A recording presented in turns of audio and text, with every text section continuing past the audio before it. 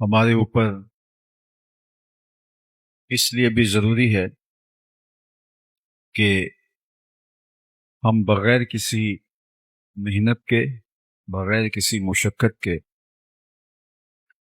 دین اسلام کی برکتوں سے، ثمرات سے فیضیاب ہو رہے ہیں۔ اس وقت دنیا کی آبادی 8 ارب کے قریب ہے اور 500 سے زائد مختلف مذاہب، الہامی اور غیر الہامی مذاہب دنیا کے اوپر پائے جا رہے ہیں۔ میرا اور آپ کا مسلمانوں کے گھر پیدا ہونا یہ کسی اتفاق کا نتیجہ نہیں، یہ ہمارا کوئی عمل خیر نہیں تھا جس کے صلے کے طور پہ ہمیں مسلمانوں کے گھر پیدا کیا گیا۔ یہ محض اللہ کا کرم ہے کہ اس نے ہمیں حضور کی غلامی کا اعزاز بخشا، اور اس پر ہم جتنا بھی شکریہ ادا کریں کم ہے۔ میری خوش قسمتی میں تیرا امتی، ایک فارسی کا شعر ہے، بری نازم کے ہستم امتے تو، بری نازم کے ہستم امتے تو، گناہ گارم و لیکن خوش نصیبم۔ میں گناہ گار ہوں لیکن خوش نصیب ہوں، اس لیے کہ مجھے اور آپ کو حضور کی امت میں ہونے کا شرف نصیب ہوا۔ تو پھر اس بات کا حق ہمارے اوپر لازم ہے کہ ہم اللہ کی عطا کردہ اس نعمت کا شکرانہ ادا کریں۔ میں آپ کو سب سے پہلے ایک مجلس میں لیے چلتا ہوں جس کو منعقد ہونے کے لیے مسجد نبوی کا پاکیزہ ماحول میسر آیا، اور ہم تو عرض گزار ہوتے ہیں ہمارے گھر بھی ہو جائے چراغاں یا رسول اللہ، لیکن وہاں عملاً چراغاں ہوا اور حضور بنفس نفیس تشریف فرما ہو۔ مجلس کے شرکاء اصحاب پیمبر تھے اور حضور کے ذکر کی دل آویز مجلس نور برپا تھی۔ اللہ کے محبوب علیہ السلام حجرہ انور سے نکلے اور صحابہ کی مجلس میں تشریف فرما ہوئے۔ صحابہ سے دریافت کیا، ما اجلسکم، یہ جلسہ کاہے کا ہے، کیوں بیٹھے ہوئے ہو؟ یعنی مسجد کے گوشے میں وہ مجلس برپا کیے ہوئے تھے، تو حضور نے ان سے مخاطبت کرتے ہوئے فرمایا، ما اجلسکم، جلسہ کاہے کا ہے، کیوں بیٹھے ہو؟ تو انہوں نے جو جواب دیا وہ سنی۔ انہوں نے کہا، جلسنا نذکر اللہ ونحمدہ علی ما ہدانا لدینہ ومن علینا بکا۔ حضور، ہمارے بیٹھنے کا مقصود یہ ہے کہ ہم اللہ کی حمد بیان کر رہے ہیں، اس کا شکرانہ ادا کر رہے ہیں اس بات پر کہ اس نے ہمیں ہدایت دین عطا فرمائی اور آپ کی صورت میں ہمارے اوپر انعام فرمایا، آپ مل گئے، اس پر ہم شکرانہ ادا کرنے کی مجلس برپا کیے ہوئے ہیں۔ آپ سے اگر پوچھا جائے کہ آپ کیوں بیٹھے ہیں تو آپ کا برجستہ جواب بھی یہی ہوگا، تو بات ختم ہو جائے گی یا بات آگے بڑھ جائے گی۔ لیکن حضور نے ارشاد فرمایا کہ کیا تم اس بات پہ قسم دے سکتے ہو کہ اسی کام کے لیے بیٹھے ہو، تمہارے بیٹھنے کا کوئی اور مقصود نہیں ہے؟ تو انہیں کہا، جی حضور، ہم اسی لیے بیٹھے، ہم قسم دیتے ہیں۔ باقاعدہ حضور نے ان سے حلف لیا اور انہوں نے باقاعدہ حلف دیا۔ جب وہ حلف دے چکے تو ان کے چہروں کے اوپر حیرت کا عالم تھا، استعجاب کی کیفیت تھی کہ پوچھا کیوں بیٹھے ہو؟ تو ہم نے کہا کہ اللہ کا شکرانہ ادا کرنے بیٹھے ہیں، اس بات پر کہ ہدایت دین ملی اور آپ ملے۔ تو اس پر حضور نے ہم سے قسم لی ہے، حلف لیا ہے کہ واقعی اسی لیے بیٹھے ہو۔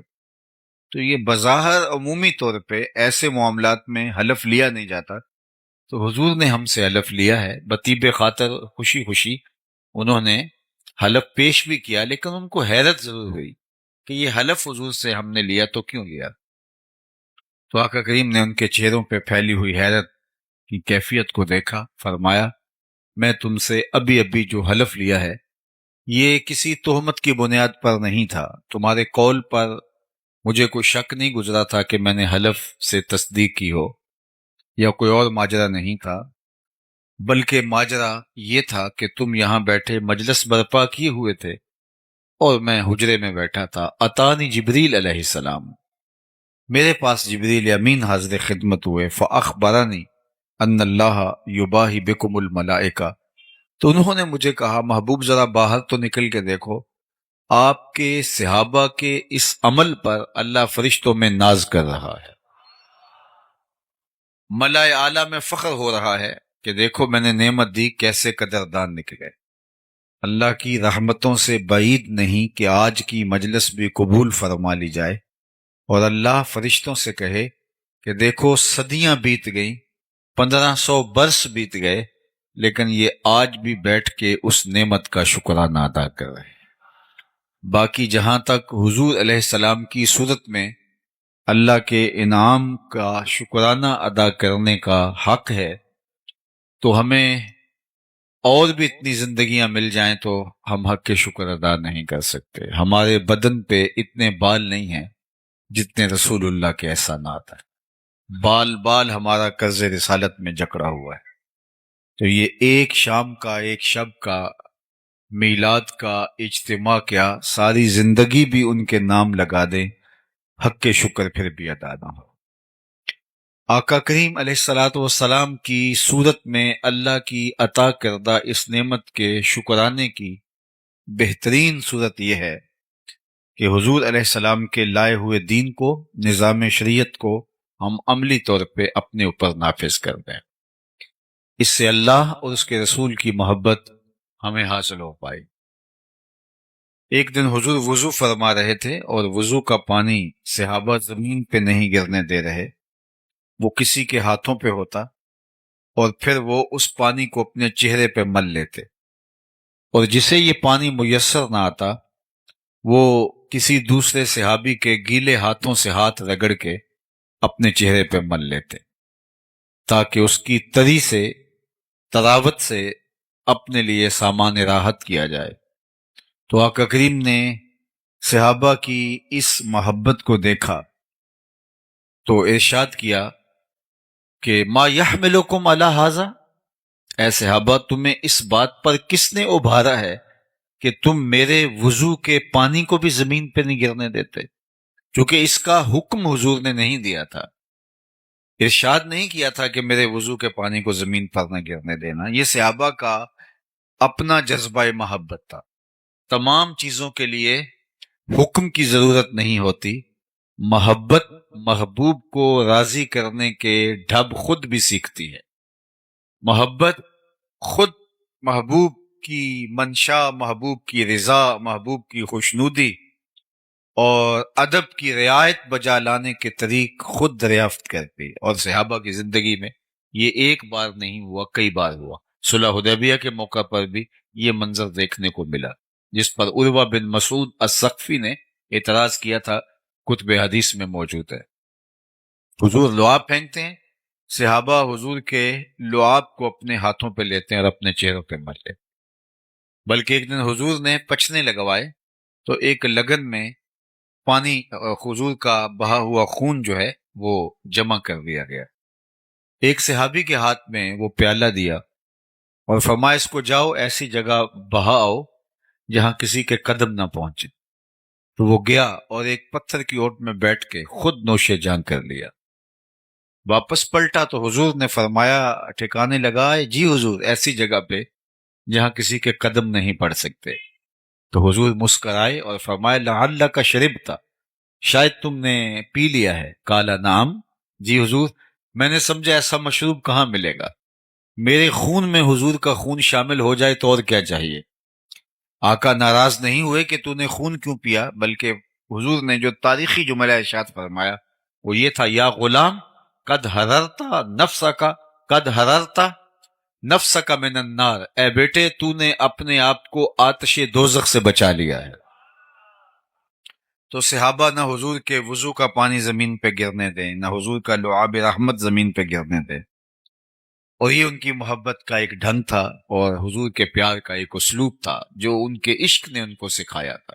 ان کی محبت نے ان کو یہ درس دیا تھا کہ محبوب کے اعضائے نور کی اترن کو بھی زمین پہ نہ جانے دیا جائے، اس کو بھی اپنے چہروں پہ ملا جائے۔ کائنات میں کسی نے صحابہ جیسا کوئی عاشق نہیں دیکھا ہوگا، لیکن میں آپ کو بتاؤں کہ عشق کی فراوانی، عشق کا زور حسن کی فراوانی کی وجہ سے ہوتا ہے۔ جتنا حسن فراواں ہو اتنا عشق زور آور ہوتا ہے۔ تو کائنات میں اگر صحابہ جیسا کوئی عاشق نہیں ملتا تو حضور جیسا سونا بھی زمانے میں کوئی نہیں ہے۔ لکھاں آئے لوک زمانے تے محبوب خدا جیا کوئی نہیں، لکھاں سونے بن بن بیندے نے او دی خاکے پا جیا کوئی نہیں۔ حضرت ابو ہریرہ تو بولے کل قمر لیلۃ البدر لم ارا قبلہ ولا بعدہ مثلہ۔ کیا پوچھتے ہو، حضور 14ویں رات کے چمکتے ہوئے چاند کی طرح تھے۔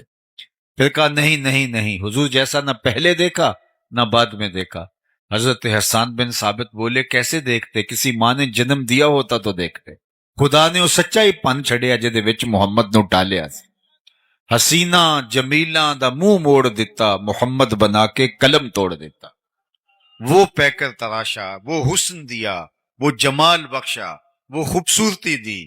اللہ اکبر کہ حسن ختم ہے۔ کسی نے کہا تھا کہ حسن جدا پانی پرے عشق بھی غلامی کرے، حسن ادا پانی پرے عشق بھی غلامی کرے، چن سینہ چیر دے جدوں اشارہ کرے، جیڑا اونوں ویکھے پھرے دل نو سنبھالدا، لب کے لے آواں کتھوں سونا تیرے نال۔ وہ جمال دیا، وہ خوبصورتی دی۔ آپ نے محبت کی لوک داستانیں سنی ہوں گی، لیکن کبھی آپ نے یہ نہیں سنا ہوگا کہ کسی محب نے محبوب کے لعاب کو اپنے ہاتھوں پہ لیا ہو اور اپنے چہرے پہ ملا ہو۔ لیکن یہاں محبت کے ایسے مظاہر بھی دیکھنے کو ملتے ہیں۔ اب حضور وضو کرتے ہیں، صحابہ وضو کے پانی کو زمین پہ نہیں گرنے دیتے، چہروں پہ مل دیتے۔ آقا کریم نے ان سے پوچھا ما یحملکم علی ھذا، میں نے تو اس کا حکم نہیں دیا، تم ایسا کیوں کہہ رہے ہو؟ تو سنیے اس کا جواب۔ انہوں نے کہا حب اللہ و رسولہ، اللہ اور اس کے رسول کی محبت کا تقاضا یہ ہے کہ ہم اس وضو کے پانی کو زمین پر نہ گرنے دیں۔ تو اللہ کے محبوب نے ان کی تردید نہیں کی، ان کو اس کام سے روکا نہیں، ان کو اس کام سے منع نہیں کیا، بلکہ اللہ کے محبوب کی دور اندیش نگاہ آنے والے حالات کا ملاحظہ فرما رہی تھی کہ آنے والے لوگ کہیں محبت کے ان مظاہر پر ہی موقوف نہ رہیں اور باقی دین ان کی نظروں سے اوجل نہ ہو جائے اور ترک نہ کر بیٹھے۔ وہ آقا کریم نے صحابہ سے مخاطبت کرتے ہوئے فرمایا صحابہ تمہارا یہ عمل اس لیے ہے کہ اللہ اور اس کے رسول کی محبت، تو سنو جو اللہ اس کے رسول کی محبت چاہتا ہے اور یہ چاہتا ہے کہ اللہ اور اس کا رسول اس سے محبت کرے اور وہ اللہ اس کے رسول سے محبت کرے، تو اس کا یہ کام اپنی جگہ پہ اس کو 3 کام کرنے چاہیے۔ سب سے پہلی بات، جب بولے سچ بولے، اس کے زندگی میں کبھی جھوٹ نہیں بولنا چاہیے۔ تم میرے وضو کے پانی کو زمین پر نہیں گرنے دیتے، ہاتھوں پہ لیتے ہو اور چہروں پہ مل لیتے ہو، لیکن یہ بھی فراموش نہ کرنا اگر تم میرے غلام ہو تو غلامی کا حق ادا تب ہوگا جب تمہاری زبان پہ جھوٹ نہیں آنے پائے گا۔ دوسری بات ارشاد فرمائی کہ جب تمہارے پاس امانت رکھی جائے تم اس میں کبھی خیانت نہیں کرو، اور تیسری بات ارشاد فرمائی تمہاری ہمسائیگی میں کوئی آ بسے تو تم حق کے مجاورت ادا کرو گے، ہمسائیگی کے حق کا، حقوق کا لحاظ رکھو، یعنی تمہارا یہ عمل، سبحان اللہ، لیکن یہ 3 چیزیں تم سے فراموش نہیں ہونی چاہیے۔ سب سے پہلی، جب بھی بولو سچ بولو۔ میں اور آپ کیسے جھوٹ بول سکتے ہیں جبکہ ہمارے آقا و مولا کو کافر بھی صادق و امین کہتے تھے؟ اگر ہم جھوٹ اس کے باوجود بھی بولتے ہیں تو پھر سمجھیے ہمیں دین کی سمجھ اور دین کا فہم ہی نہیں آیا۔ ہم اپنے نبی سے جو پیار کا ربط رشتہ رکھتے ہیں وہ ہمارا ادھورا ہے، پورا نہیں۔ حضور سے پوچھا گیا مومن بزدل ہو سکتا ہے؟ فرمایا نہیں، مومن بہادر ہوتا ہے۔ لیکن فرمایا ہو سکتا ہے کبھی بزدلی بھی کر جائے، آخر بشری تو ہے۔ پھر پوچھا گیا مومن بخیل ہو سکتا ہے؟ کہا نہیں، مومن سخی ہوتا ہے، لیکن ہو سکتا ہے کبھی وہ بخل بھی کر جائے، بشر ہی تو ہے۔ تیسرا سوال حضور سے پوچھا گیا مومن جھوٹ بول سکتا ہے؟ فرمایا جھوٹا نہیں ہو سکتا، یہ طے ہے کہ مومن ہو اور جھوٹا یہ نہیں ہو سکتا۔ تو سچ بول کے آپ تکلیف بھی اٹھا لیں، سچ بول کے اس کی کوئی آپ کو قیمت بھی دینی پڑے، سچ بول کے آپ نقصان بھی اٹھا لیں، لیکن آپ کے دل کو قرار نصیب ہو۔ جھوٹ بول کے کوئی فائدہ لے لیں، جھوٹ بول کے کسی کو دھوکہ دے دیں، جھوٹ بول کے پیسہ کما لیں، لیکن آپ کے دل کی بے قراری ختم ہے۔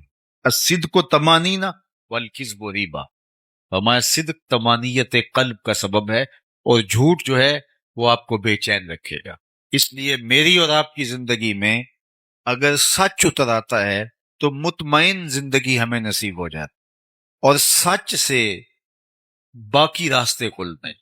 انسان جب سچ بولنا شروع ہو جاتا ہے تو روحانیت کی دیگر راہیں کھلتی، خیر کی توفیقات ملتی ہیں، اچھائی کے راستے کشادہ ہوتے، نیکی کی توفیقات ملتی، انسان اعمال صالحہ کا نور پاتا ہے۔ لیکن اگر وہ جھوٹ بولنا شروع کر دیتا ہے تو اس کی ساری محنتیں ضیاع اور نقصان کا سبب اور ذریعہ بن جاتی ہیں۔ اس لیے ہمیں اپنی زندگی میں کبھی بھی جھوٹ کو داخل نہیں ہونے دینا چاہیے، چاہے سچ بول کر ہمیں کتنا ہی نقصان کیوں نہ اٹھانا پڑے، اور جھوٹ کا کتنا ہی فائدہ کیوں نہ ہو، ہمیں اس فائدے پر نظر نہیں رکھنی چاہیے، ہمیں ہمیشہ سچ کو شعار بنانا چاہیے۔ ایک حدیث پاک میں آتا ہے جب کوئی شخص جھوٹ بولتا ہے تو اس کے منہ سے بدبو نکلتی، عام لوگ تو اس کو محسوس نہیں کر پاتے، لیکن اللہ کے نورانی حساس رحمت والے فرشتے اس منہ سے نکلنے والی سمیل کو محسوس کرتے ہیں اور ایک میل پیچھے ہٹ جاتے ہیں۔ جو فرشتے ہمارے گھروں میں ہمارے حصے کی رحمتیں دینے کے لیے آ رہے ہوتے ہیں، رحمت کی ڈلیوری ہمیں دینے آ رہے ہوتے ہیں، تو وہ جھوٹ کی وجہ سے ایک میل پیچھے ہٹ جاتے۔ اور مجھے بتاؤ، جس گھر میں باپ بھی جھوٹ بولے، ماں بھی جھوٹ بولے، بہنیں بھی جھوٹ بولیں، بچے بھی جھوٹ بولیں، بہویں بھی جھوٹ بولیں، صبح دوپہر شام جھوٹ ہی جھوٹ ہو، تو اس گھر سے تو بدبو کے ببھوکے اٹھ رہے ہوں گے۔ فرشتے کئی کئی میل باہر وہ خیر کے برکت کے پارسل لیے ہمارے حصے کے شہر سے باہر کھڑے ہوں گے کہ آگے جا کیسے پائیں، آگے تو عفونت پھیلی ہوئی ہے بدبو کی وجہ۔ اب ہوا کیا کہ ہمارے حصے کی جو رحمت فرشتوں نے لے کے آنی تھی، وہ بدبو کی وجہ سے فرشتے آگے آ نہیں پا رہے، اور ہم کو اتنا موقع ان کو نہیں دے رہے کہ ماحول میں پاکیزگی آ جائے اور وہ اندر آ جائیں۔ ہم ابھی پہلی بدبو ختم نہیں ہونے پاتی کہ پھر جھوٹ بول کے نیا تعفن پھیلا دیتے، اور اب گھر کے اندر بے برکتی، نحوست۔ اب ہم بھاگے عاملوں کے پاس، تو عامل تو بیٹھا ہی ٹھیا لگا کے اسی کام کے لیے، وہ اگر کہے گا میاں تمہارے گھر میں جھوٹ ہے اس وجہ سے بے برکتی ہے، تمہارے گھر میں مصلی نہیں بچتا اس کی وجہ سے بے برکتی ہے، تمہارے گھر میں قرآن نہیں کھلتا اس کی وجہ سے بے برکتی ہے، وہ کیوں بتائے گا؟ وہ تو کہے گا تم وقت پہ آگے ہو، اگر تم 2 گھنٹے بھی لیٹ ہو جاتے تو یہ تعویذ چل جانے۔ اب اتنے منگل، اتنے اتوار، اتنے بدھ، اتنی جمعرات آپ کو میرے پاس آنا پڑے گا۔ اور میں نے دیکھا کیا شریف لوگ اور انتہائی اچھے خاندانوں کی خواتین بھی جا کے ایسے مکرو لوگوں کے پاس کھڑے ہوتے ہیں، بیٹھے ہوتے ہیں، جنہیں بیچاروں کو وضو کا طریقہ بھی نہیں آتا، اور یہ اپنے درد کا مداوا اس سے ڈھونڈ رہے ہوتے ہیں جو خود مریض ہے، جو خود جھوٹ کے اوپر جس کے کاروبار کی بنیاد ہے۔ تو ہم کبھی بھی سکون نہیں پا سکتے اگر ہماری زندگیوں کے اندر سچائی داخل نہیں ہو۔ میلاد النبی صلی اللہ علیہ وآلہ وسلم کی اس عالی شان مجلس رحمت میں آنے والوں، عزم کر کے جاؤ کہ زندگی جھوٹ سے نہیں سچ سے عبارت ہوگی۔ دیکھنا آپ کے دل کو اس کی تسکین کتنی نصیب ہوتی، اس کا قرار جو باطن کو نصیب ہوتا ہے، وہ کیا آپ کے لیے راحت جاں کا سبب اور ذریعہ ہوتا ہے۔ تو سچائی کے ساتھ جڑنا سب سے پہلی بات اللہ کے محبوب نے ارشاد فرمائی۔ پھر دوسری بات ارشاد فرمائی کہ امانت میں خیانت نہیں کرو گے۔ اگر تم یہ چاہتے ہو کہ اللہ اس کے رسول سے محبت کرو اور اللہ اور اس کا رسول تم سے محبت کرے تو کبھی خیانت نہیں کرو امانت کے اندر جو تمہارے پاس رکھی ہے. اور ہم تو قرض لے لیں تو دعا مانگ رہے ہوتے ہیں کہ جس سے قرضہ لیا وہ فوت ہی ہو جائے، اور قرضہ واپس لینے کے لیے اس کو دلیلیں دینی پڑتی ہیں کہ میاں مجھے ضرورت پڑ گئی ہے اس لیے تجھ سے مانگ رہا ہوں، اور وہ پھر فون بھی نہیں اٹھا رہا ہوتا حالانکہ اس نے قرض لیا ہوتا ہے، اس کے اوپر لازم ہے اس کو لٹائے. لیکن ہم لوگوں سے لیا ہوا قرضہ ہڑپ کر جاتے ہیں، لوگوں کی جائیدادوں پہ قبضہ کر جاتے ہیں، لوگوں کی زمینوں پہ قبضہ کر جاتے ہیں، دیوار رکھتے ہوئے ہمسائے کا کہ 2 انچ دبا لینا فن سمجھتے ہیں، جبکہ کسی نے ایک بالشت برابر کسی کی زمین ہتھیائی، یعنی ایک بالشت کے برابر یہ کتنی ہوتی ہے، اتنی کسی کی زمین ہتھیا لی، کل قیامت کے دن 7 زمینوں کا توق بنا کے اس کے گلے میں ڈال دیا جائے گا. آج ہم اگر کسی سے خیانت کرتے ہیں، کسی کا مال دبا لیتے ہیں، کسی کی امانت ہڑپ کر جاتے ہیں، تو آج وہ سول کورٹ میں چلا جاتا ہے، سیشن کورٹ میں چلا جاتا ہے، ہائی کورٹ میں چلا جاتا ہے، سپریم کورٹ میں چلا جاتا ہے، سنوائی نہیں ہوتی مظلوم کی، اور وہ طاقتور ہے، پیسے دے کے، مال دے کے، وہ رشوت دے کے، اثر و سلوک کے ذریعے سے، سفارش کے ذریعے سے جیت جاتا ہے. تو کیا کام ختم ہو جائے گا؟ نہیں. اللہ نے ایک عدالت رکھی ہوئی ہے جو سب سے آخر میں لگے گی، وہاں ایک ایک چیز کا فیصلہ ہونا ہے، وہاں ترازو کے دونوں پلڑے صحیح صحیح تولتے ہیں، وہاں کسی کی سفارش نہیں چلتی، اور نہ ہی کوئی مکر و فریب سے، دجل و تلبیس سے تگڑا وکیل کر کے اس کے ذریعے سے جو ہے وہ دھوکہ کر سکتا ہے، وہ دن آنے والا ہے. اور اس وقت سکہ رائج الوقت کیا ہوگا؟ آج تو کسی کا کوئی ہم حق مار لیں تو پیسے دے کے جان چھڑا لیتے ہیں، قیامت کے دن تو پیسہ کسی کے پاس نہیں ہوگا، سارے پیسے یہاں چھوڑ جائیں گے. قیامت کے دن ساری زمینیں دولتیں یہاں چھوڑ جائیں گے، خزانے مال مویشی سب یہاں چھوڑ جائیں گے، وہاں تو کچھ بھی نہیں ہوگا ہمارے ہاتھ میں. کیا ہوگا؟ وہاں سکہ رائج الوقت اعمال ہوں گے. اگر کسی نے کسی کا حق غصب کیا ہوگا تو اس کے بدلے کے اندر چھٹنے کے لیے اس کو اپنے عمل دینے پڑیں گے، اور اگر عمل دے کے بھی جان نہ چھوٹتی ہوئی تو اس کے گناہ لینے پڑیں گے. اور اگر کسی نے کسی کے 3 پیسے دبائے، 3 روپے نہیں، 3 پیسے دبائے، اس کے عوض میں اس کو 700 نمازیں جو جماعت کے ساتھ پڑھی ہیں وہ دینی پڑیں گے. صرف 3 پیسوں کے عوض 700 نمازیں عمل کی اس کے بدلے میں دینی پڑیں گی، تب وہ 3 پیسوں کا حساب برابر ہوگا.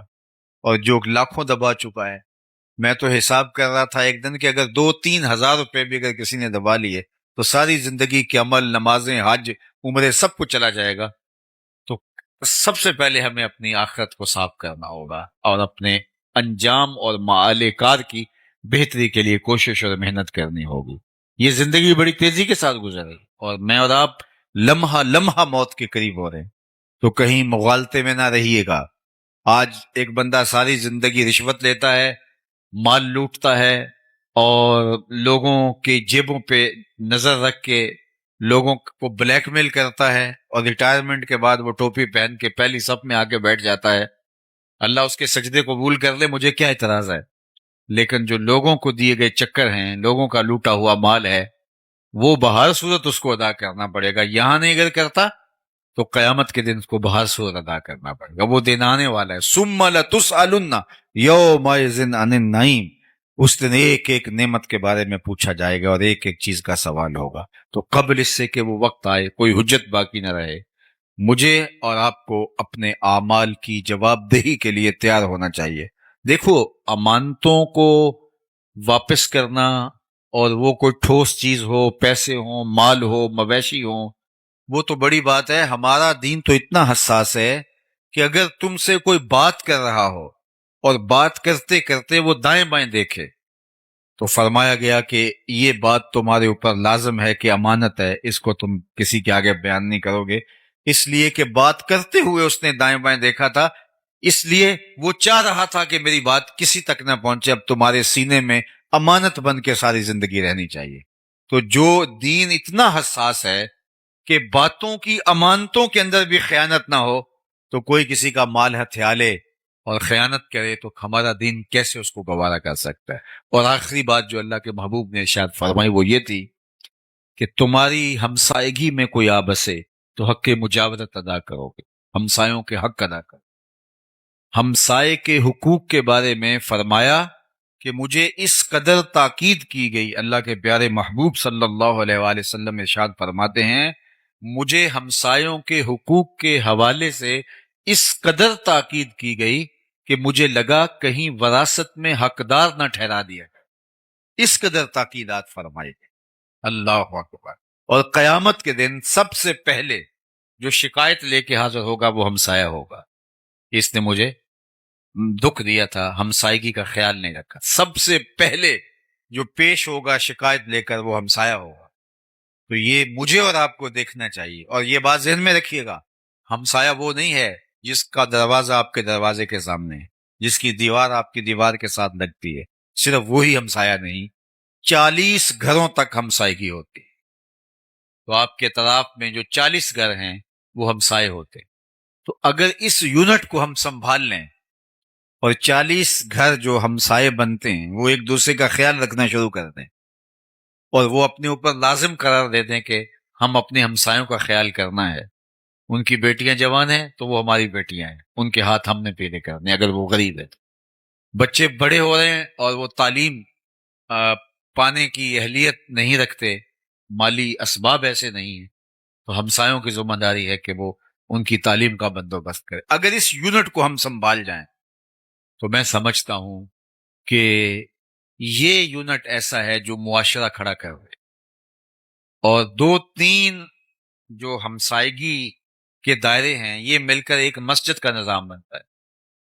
100-125 لوگوں کے گھروں کے اندر ایک مسجد ہوتی ہے، اور مسجد کی انجمن ساری نظر مولوی صاحب کے اوپر رکھنے کی بجائے محلے کے غریبوں پر، لاچاروں پر، کمزوروں پر، بیوگان پر، اراملہ پر، مساکین پر، یتامہ پر، کمزوروں پر رکھیں، اور وہ مل جل کر کے اس محلے کو ایک دوسرے کے لیے ہمدردی ایثار کے جذبوں سے بھر دیں، تو ایک صالح اور پاکیزہ معاشرہ ترتیب پائے۔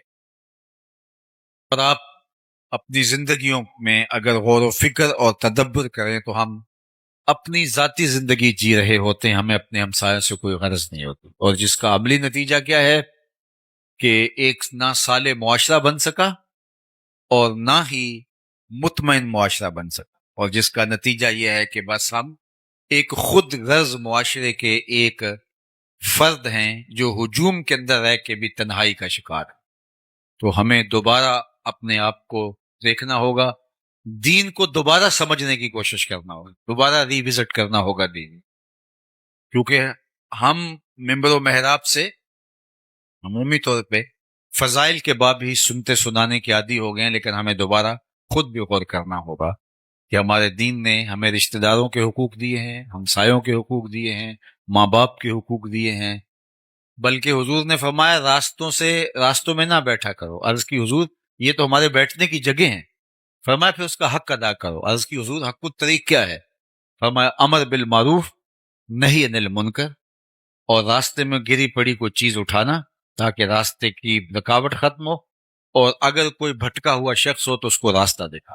اگر تم یہ حق ادا کرنے کی اہلیت رکھتے ہو پھر تمہیں حق ہے کہ تم راستے میں بیٹھ سکو، ورنہ تم راستے کے اندر جو ہے وہ نہیں بیٹھ سکتے۔ تو آج میں اور آپ اپنی زندگی پہ ضرور غور کریں۔ یہ میلاد النبی صلی اللہ علیہ وآلہ وسلم ہمیں نئے سرے سے ایک جذبہ، ایک نئی زندگی، نیا بانک پن، دین کے ساتھ تعلق، حضور کے ساتھ محبت کے رشتے کے استحکام کا ذریعہ بن کے دوبارہ طلوع ہوتی ہے۔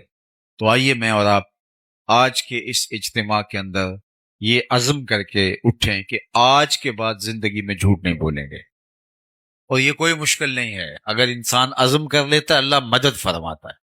مجھے نہیں پتا اس آپ کے علاقے کی آبادی کتنی ہے، 1 لاکھ نفوس ہیں، 2 لاکھ نفوس ہیں، یا کم ہیں یا زیادہ ہیں، اور اس میں سے یہ چند ہزار لوگ ہیں، لیکن اگر یہ چند ہزار لوگ بھی عزم کر لیں کہ ہم جھوٹ نہیں بولیں گے، کل سے ہی آپ کا علاقہ بدلا بدلا دکھائی دے گا۔ ہمیں عزم کرنا ہوگا، لیکن اگر ہمارا کام صرف سننا ہے اور چلے جانا ہے تو یہ تو ہم مدتوں سے سنتے آئے ہیں، بڑے بڑے جلسے ہوتے ہیں، سنتے ہیں، نعرے لگاتے ہیں، واپس آ جاتے ہیں۔ تو اس سے ہم نے لیا کیا، اخذ کیا کیا، حاصل کیا کیا؟ مجھے بتائیے، آپ کسی دعوت میں جائیں اور کھانے دیکھ کے آ جائیں تو اس سے آپ کی پیاس مٹ جائے گی، بھوک مٹ جائے گی۔ آپ جب کسی کھانے کی مجلس میں جاتے ہیں تو اپنی ضرورت کے مطابق آپ حلق سے نیچے اتارتے ہیں۔ تو آپ جب اس مجلس کے اندر آئے ہیں تو پھر عمل کا حصہ لینا چاہیے۔ صحابہ حضور سے 10 آیات سیکھتے تھے، اگلی 10 پر تب عمل کرتے تھے، 10 تب سنتے تھے جب پہلی 10 پہ عمل ہو جایا کرتا۔ تو مجھے بھی اور آپ کو بھی عمل کی طرف بڑھنا ہوگا، کیونکہ نماز عشاء کا وقت ہوا چاہ رہا ہے اور میں اپنی گفتگو کو طوالت نہیں دینا چاہتا۔ اللہ کی بارگاہ میں آپ سارے لوگوں کی آمین کے ساتھ دعا ہے کہ اللہ تعالی ہمیں ان چیزوں پہ توفیق عمل عطا فرمائے۔ باقی بالکل آپ کے جہاں تشریف فرمائے، اس کے ساتھ المصطفیٰ اسلامک سینٹر، ہمارے عالم مرتبت مبلغ علامہ وحید مصطفی صاحب نے بہت محنتوں کے ساتھ یہ قائم کیا، اور اب یہ ضروری تعمیرات کے ساتھ منصہ شہود پہ آ گیا۔ تعلیم و تعلم کا باقاعدہ سلسلہ بھی وہاں جاری ہے، اور مزید اس کی توسیعات بھی جاری ہیں۔ تو میں آپ سے کہوں گا کہ صرف یہ ایک دن کے لیے یہاں جمع ہو کر کے اپنے جذبوں کا اظہار نہ کیجیے، بلکہ اس مرکز کے ساتھ عملی طور پہ وابستہ ہو جائیے۔ اس مرکز میں آ کے سیکھیے، اپنے بچوں کو داخل کروائیے، مالی اعانت کیجیے، اخلاقی مدد کیجیے، اور جو ہے وہ یہ مرکز اس پورے علاقے کے لیے رشد و ہدایت کا، خیر و برکت کا ضامن بن کے ابھرے۔ اللہ ہمارے عالی مرتبت محترم جناب قاری عبدالوحید صاحب کو بہتر جزا عطا فرمائے، اور ان کے رفقائے کار، ان کے دوست احباب، اراکین انجمن، اللہ ان کو بھی جزائے خیر دے کہ وہ اس مرکز کو آگے لے جانے کے لیے اپنی تمام تر صلاحیتوں کو بروئے کار لائیں۔ والسلام علیکم ورحمۃ اللہ وبرکاتہ۔ اللہم صلی علی سیدنا و مولانا محمد معدن الجود والکرم وآلہ وصحبہ وبارک وسلم۔ اللہ اٹھے ہوئے ہاتھ کبھی بھی خالی نہ موڑنا، پھیلی ہوئی جولیاں رحمتوں سے بھر دینا، بخت کی بہاریں نصیب فرمانا، آنے والوں کو واپس گھروں میں پہنچنے سے پہلے پہلے اس اجتماع کی برکتیں نصیب فرمانا۔ اے اللہ اس مرکز کو قیامت تک آباد رکھنا، ہر خیر ہر برکت علامہ صاحب کی جھولیوں میں ڈال دینا، ہمارے جملہ منتظمین کی خیر فرمانا۔ جس شوق فراواں کے ساتھ یہ لوگ تشریف لائے، جو خیر کے نیک عزائم کیے، اللہ اس پر توفیق عمل عطا فرما۔ وصلی اللہ تعالی علی النبی الامین وآلہ واصحابہ اجمعین برحمتک یا السلام بھائی۔